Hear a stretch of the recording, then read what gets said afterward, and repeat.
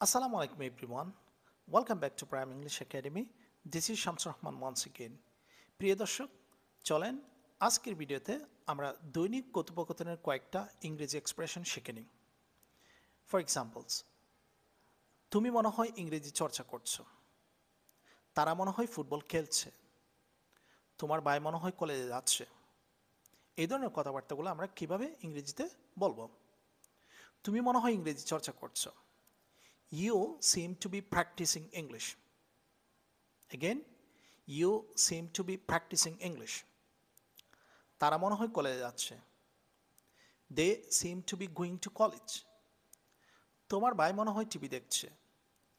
Your brother seems to be watching TV. Your brother seems to be watching TV. রহিম মনে হয় কলেজে যাচ্ছে। Rahim seems to be going to college. তারা মনে হয় ইংরেজি বলছে। They seem to be speaking English.